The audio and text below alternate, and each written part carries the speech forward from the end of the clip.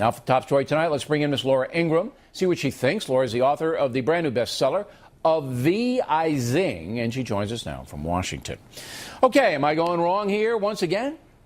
Well, you seem, Bill, to be kind of buying into the elite talking points on the Tea Party movement. I mean, I hate to say this, but the idea that the Tea Party is being radical or unreasonable merely because the Tea Party believes that the government should live within its means and that we should have visible, real, and meaningful cuts to spending now, not in years from now, but now.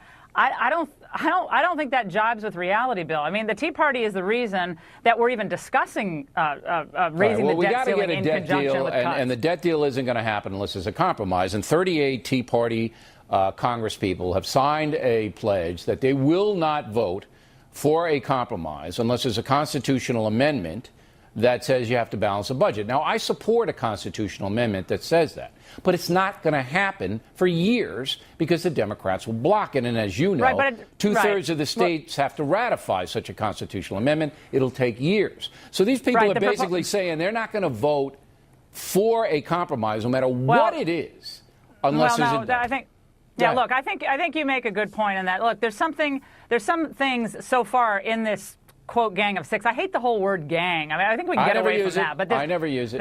I know, but the whole terminology is tedious. But look, there are a couple of things in this, as far as we know very few details about something that's supposed to be this wonderful, grand idea, very bare bones details. But one of the things we do know is that it would drop rates. So the highest rate would go from 35 to 29, get rid of a bunch of other exemptions. But we don't want to talk about that because we don't know what they're going to put on the table. But Bill, I know. But you're saying it's important to talk about that with all due respect. You're saying the Tea Party movement is being unreasonable and even radical. You're comparing them to the yippies of the 60s, which is quite a stretch. I'm saying that if the American public perceives them to be unreasonable and the New York Times does. They're done. The New York Times, you're absolutely right, thinks the Tea Party movement is radical and outside the mainstream. I don't care what the New York Times says. I don't do my evaluations on them. I do my evaluations on... Look, as I said, when Tom Coburn comes forth, and he's one of the 6 senators that are discussing the compromise...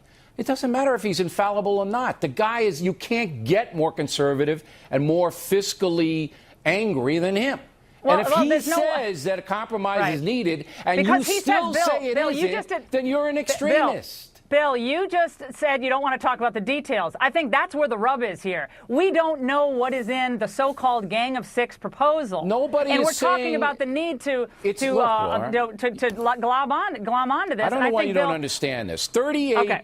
I guess I'm not smart as you. Well, maybe you're not on this issue, Laura, and that's quite possible. 38 sitting Congress people say they're not going to vote for any compromise, Laura. Nothing. Not going to do it ever. Maybe, Bill, that's an extremist position. Okay. Bill, if they believe that they campaigned on a principle and they were elected on fulfilling and living up to that principle, I would not say that was radical. I would actually say that was honest, okay? Right. And you're right. There are different ways to approach this. I'm not saying there's any one path. Look, but here's the new poll. For you to say it's radical, CNN poll. Okay, go ahead. It's a CNN poll, Laura. It's a poll, okay? 66% of Americans want a compromise. If the Tea Party blocks a compromise, if they succeed in doing it, I don't think they will. The Tea Party's done, finished, over. It's going to be branded, as it already is, unfairly. It's already branded unfairly, okay? That's exactly what they said. I fought against that. But I understand if they block a compromise and this economy goes south, all right, no more Tea Party, it's gone. Okay. Well, I'm not disagreeing with you necessarily about the fact that people don't need to move on the issue, but I think the way you're framing it is really unfair to these people who got elected on a pledge and a promise. I'm giving you the facts. I'm giving you the facts. You don't want to talk about the details of what they're even thinking about. Because we don't know what the details are. When the details come out, then we'll debate the details. There's so how can we talk about a compromise? Scenarios. Bill, we can't talk about a compromise until we know what stone. Look, Michelle Bachmann made a major mistake by saying she's not going to vote to raise the debt ceiling no matter what. No matter what. That was I'm not defending what mistake. she did.